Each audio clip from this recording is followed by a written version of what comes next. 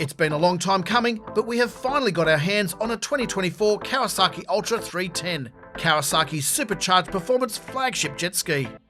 The latest generation Ultra 310 was unveiled in late 2021, turned up in showrooms in limited numbers in 2022 during the global pandemic, and then deliveries started to ramp up through 2023 and into the first half of 2024.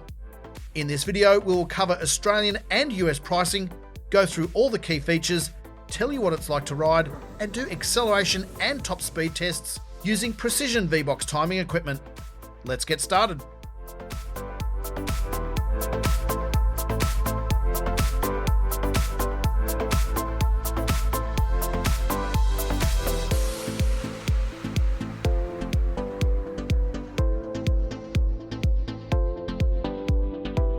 When it was unveiled in late 2021, this was the first major redesign of the supercharged Kawasaki Ultra Jet Ski in 14 years. Making up for lost time, Kawasaki launched with a heap of new technology, including launch control, 4-speaker audio, smartphone connectivity, a rear deck extension, and finally, a reverse trigger.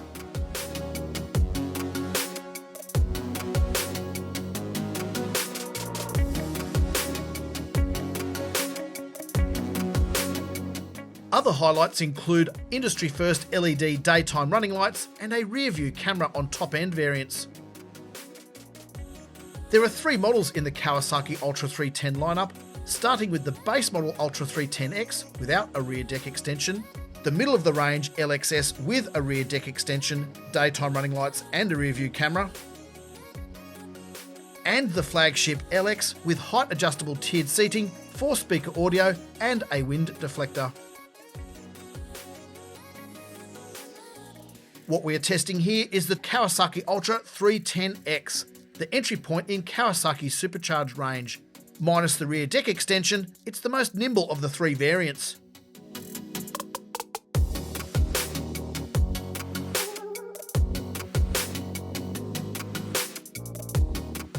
As with the other Kawasaki 310 horsepower models, the Ultra 310X is powered by a supercharged 1.5 litre 4-cylinder engine.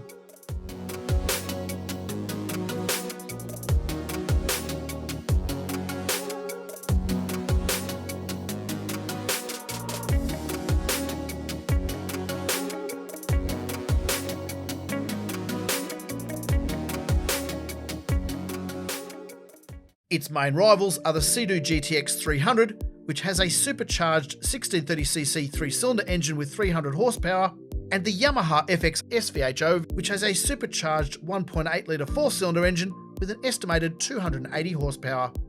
In the US, the Kawasaki Ultra 310X starts from $18,299, excluding additional costs such as trailer and registration. The 310 LXS costs from $20,199 ski only, and the top of the range LX costs from $21,199 ski only in the US.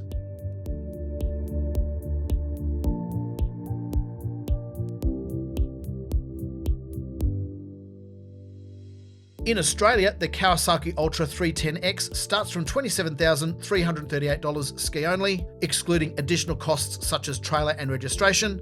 The 310 LXS costs from $28,738 ski only, and the top of the range LX costs from $30,138 ski only in Australia. Here are the technical details on the 310X for Australian customers.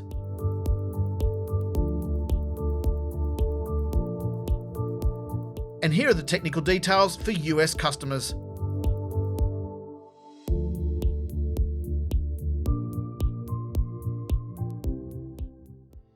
Before we get into acceleration times and top speed, let's recap the key highlights. A GPS-based speedometer for the first time, trip computer, compass, water temperature and ambient temperature, launch control with automatic trim adjustment, a reverse trigger, 4 performance modes, and a 7-inch digital display screen controlled via a large dial and buttons.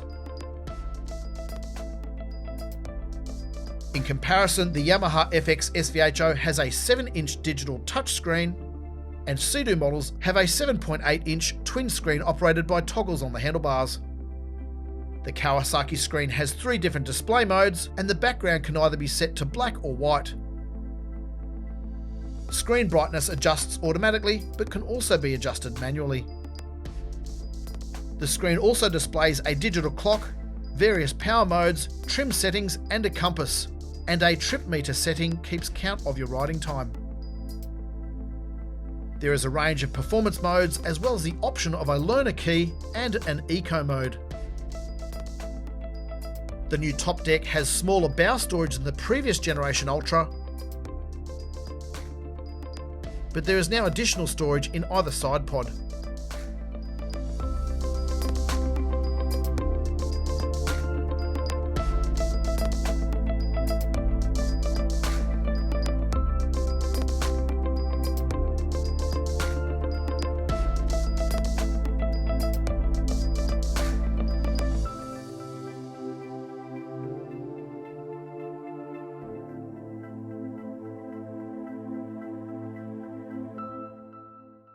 There is no longer a centre console or glove box. That space has been taken up by controls for the display screen.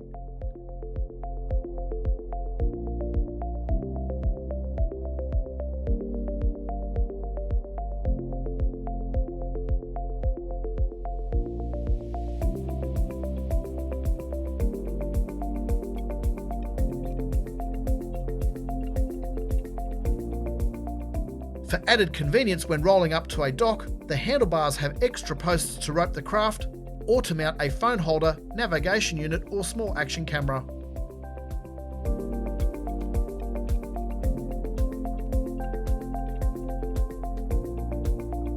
While Sea-Doo and Yamaha have reverse triggers on the left handlebar and an accelerator trigger on the right handlebar, the Kawasaki Ultra instead has 2 triggers on the right handlebar.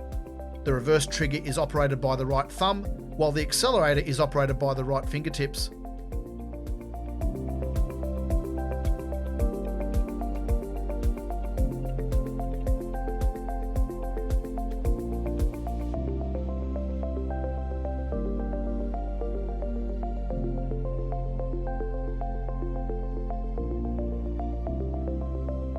So, what's it like to ride? The supercharger whine from the Kawasaki 310 sounds epic. There's nothing else like it on the water.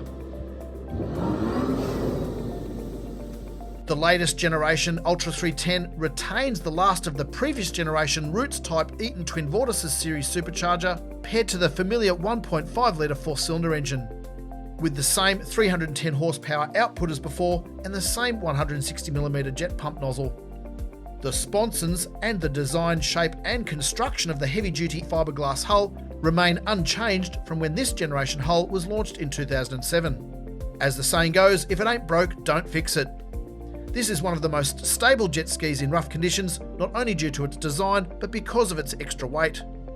To help the 310X launch hard, in launch control mode, the trim points the nose down to keep the jet pump in the water, and then automatically adjusts the trim to bring the nose up as the speed climbs to reduce resistance at high speeds. As we've mentioned in our review of the non-supercharged Ultra 160, which shares the same hull and top deck as the 310, the riding position is slightly lower in the Kawasaki than it is in the equivalent Sea-Doo or Yamaha models, especially since Kawasaki lowered the top deck's centre of gravity by a couple of inches with this update. This layout, as well as the heavy-duty hull, the Kawasaki Ultra is the heaviest in its segment, means it is an absolute beast in rough chop. However, if you ride standing up, you might find the handlebars are set too low even in their highest position, and it can be hard to get comfortable. The other thing 310 owners will be familiar with, this thing is thirsty. On test, the Kawasaki Ultra 310X used fuel at a rate of 65 litres per 100 kilometres or 3.6 miles per gallon. That makes it among the thirstiest jet skis on the market today, alongside other supercharged models. Then again, most buyers of supercharged skis are not buying them for fuel economy. Plus, with an 80 litre or 21.1 US gallon fuel tank, you should in theory be able to cover close to 120 kilometres or 75 miles, depending on conditions and riding style. So, how fast is the Kawasaki Ultra 310X? The figures show with launch mode engaged, it hit 40 km an hour or 25 miles per hour in just 1.48 seconds and hit 100 km an hour or 62 miles per hour in 5.23 seconds. Top speed after an average of 4 runs, 2 in each direction, was 107.1 km an hour or 66.5 miles per hour. However, we did nudge 107.7 km an hour or 66.9 miles per hour in one of the runs in one direction only.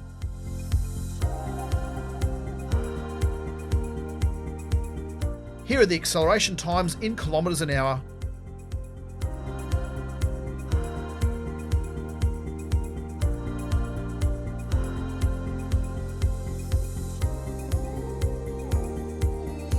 Here are the acceleration times in miles per hour.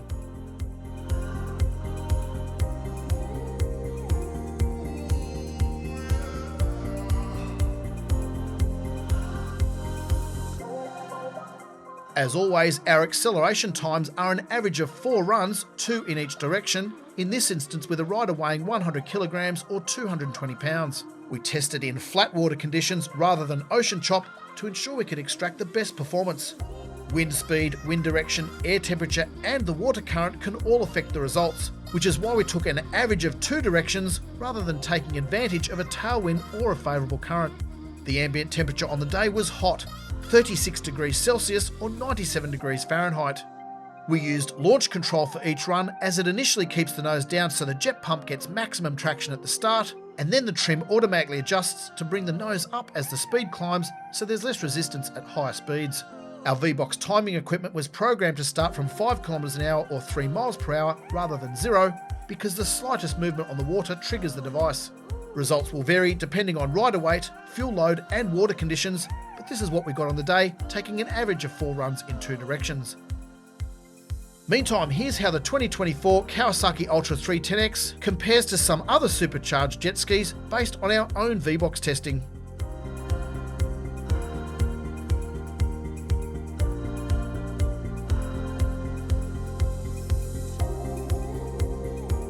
We've done a lot of hours on the non-supercharged Ultra, and we briefly tested a 310 Ultra a few years ago, but this was our first real test of Kawasaki supercharged model and we came away impressed.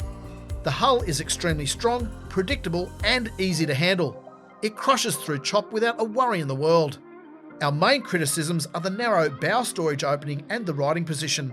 We'd love it if Kawasaki could find a way to get those handlebars up a bit higher, especially for riders who like to ride standing up, so they can take it easy on their back in rough conditions.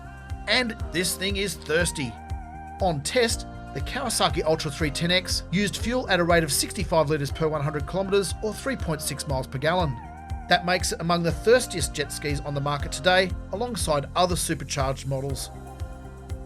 And the digital display is not a touchscreen like it is in the Yamaha, so you need to use the dial and the adjacent buttons. Having to flush both the engine and the intercooler separately is a bit of a chore. On Sea-Doo and Yamaha, you only need to flush via one hose attachment. So be sure to listen to instructions carefully and take notes from the Kawasaki dealer before you take an Ultra 310 home.